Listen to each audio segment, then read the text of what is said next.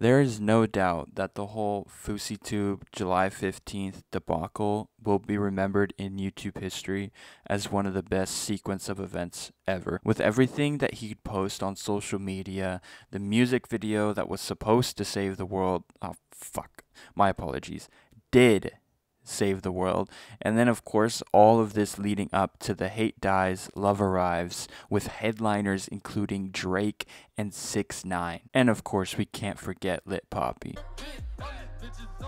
But it never ended there. When after the concert was shut down, Fousey goes out and talks to his followers like he's the second coming of Jesus. What you put into my head made me want to kill myself! Now, I don't really want to go into detail about that whole situation, mostly because I feel like it's a subject that's been talked about extensively by other YouTubers, and I don't really want to beat a dead horse. In this video, I want to talk about what I think is the most important part to this entire FouseyTUBE debacle, and a video that I go to at least a couple times a year to relive the insanity of this live stream.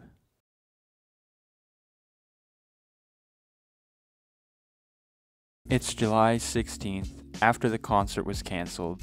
Everyone who followed this whole story was honestly pretty bummed, including me, that the show got cancelled so early because we missed Drake. But I saw that No Jumper was doing a live stream with Shane Dawson, and this was also around the time that Shane exploded with his documentary about TanaCon. I was pumped because I love watching Shane on these types of podcasts because I think he is the best guest to have on these types of things. Plus, I hope that they touch on the FouseyTUBE concert a little bit. Now, Adam 22 live streams were fucking awesome. Oh my. Nowadays, they don't have the same energy, but he always had random ass porn stars, rappers, and fans. It really was just a butt fuck of a live stream every time you watched, because he would just let random ass people on the show, and this didn't really change on July 16th. The only thing that did was that they weren't random ass people. It starts off a normal interview with Shane, and it was actually a really good hour-long conversation. Mostly blood? It's a long story. Which kind of sucks that Fousey comes in to mess it all up. So hopefully they do it again. But it's been 2 years, so I don't really know about that. But in less than an hour, they end up talking about a lot of shit. And it's even better when they start talking about Fousey like it's the prologue of what's about to happen.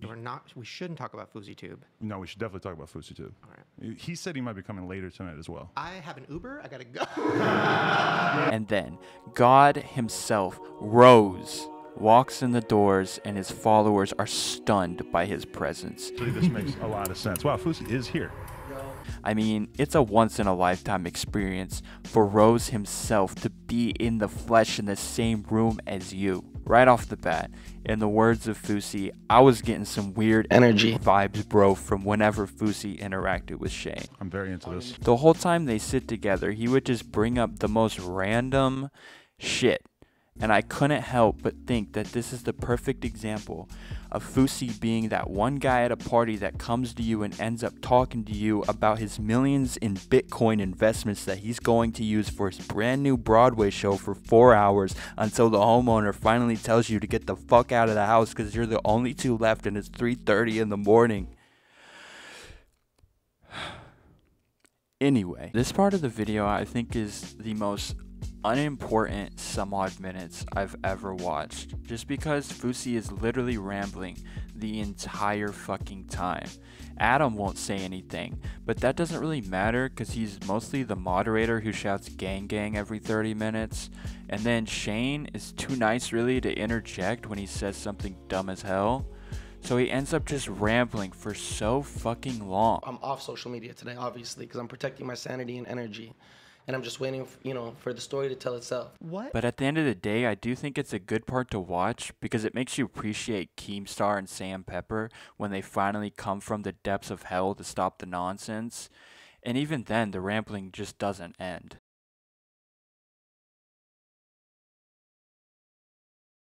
After the battle at the Greek theater, Satan hears of God doing a no-jumper livestream and wants to finally end the war for his Shane Dawson copycat documentary that wasn't even that good. Satan appears in the doorway ready for war. God just wants a J. You tell your kids Lord of the Rings bedtime stories?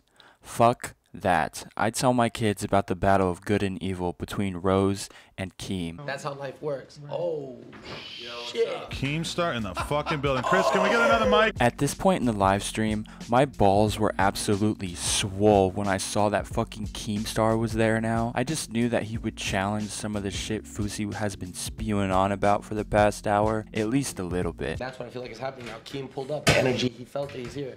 What's up, Keem? What's up, man? Also, I had hopes that at this point, Tana Monju or Alexis Texas would show up to join the fucking party. The best part about this section of the podcast is that Shane isn't a part of this side of YouTube. So he ends up just sitting and listening, which means you can see his face cringe and binge at some of the things Fousey says, and it's just awesome to watch. The main plot point in this section is the final reveal of the story about how he met Drake. You want me to tell that story now? Yes. Yeah. At this point, the music festival was in the past, but we all want to know what the fuck happened with Drake. Was he actually going to come? Did Fousey meet Drake? We finally have answers. Fousey builds up this story like he found the holy grail itself in his ass one day and was waiting to tell the story on Ellen. It's a little bit of a downgrade, but he finally gets to tell it on No Jumper. I legit thought this man at least had a Subway sandwich with Drake. I mean, that's how business is done. But he goes through this story for 15 minutes. I'm thinking it's gonna end with a Subway sandwich, so I'm paying attention, but the story feels so much longer than that, so much so that Keem keeps having to remind him to get to the fucking point. So let me finish. Okay. I'm standing in Drake's crew picture. I'm almost there. The whole damn story is just him name dropping a bunch of random famous people that were just being nice to this crazy man with the beard talking about a concert. Now in the hallway staring Ludacris in the eye. He finally gets to the end where he says he touched noses with Drake. I'm this close to Drake. He's so happy and proud of himself, and arguably the best part of this whole damn thing is when Keem crashes a fucking freight train into his fantasy. I did it. I was hyped. So you didn't meet Drake, he just looked at you. I swear, my peen jumped up like it got a brand new pair of Jordan Air Force Ones. Fousey surrounded himself with yes men this whole entire dilemma, so you know that was the first time he's ever been told something like that. This section of the podcast had everything, but then the Antichrist made his presence known.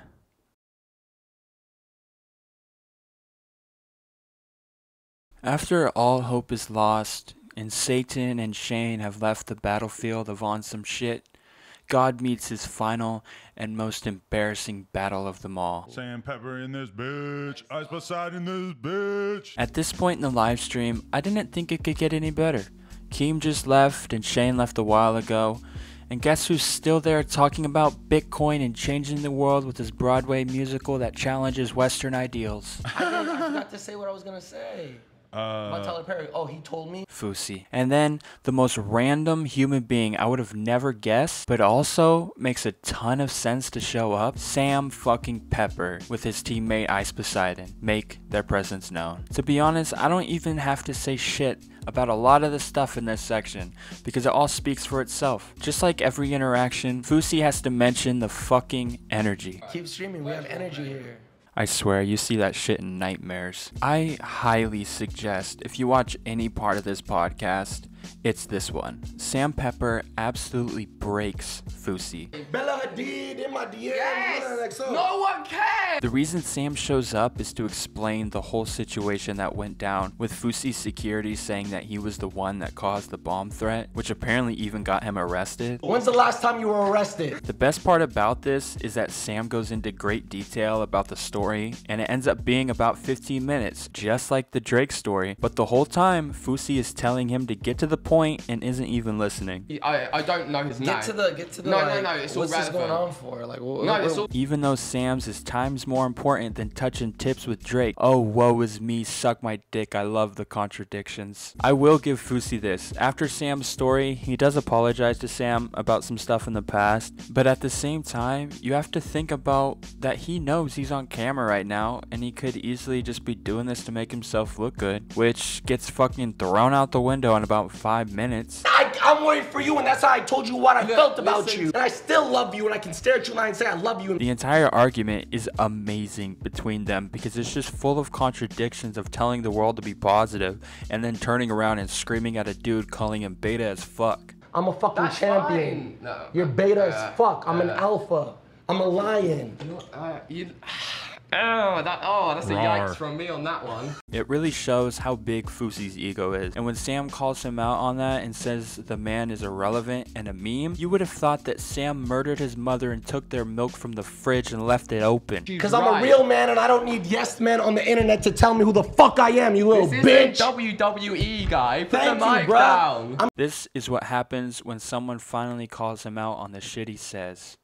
He explodes. This podcast is some of the best content on YouTube in my opinion. It seems that all the worlds collide in a battle of YouTube Live, where you never really see a clear winner, just a bunch of crazy egos trying to prove the other wrong. And that, my friends, makes for some titillizing content.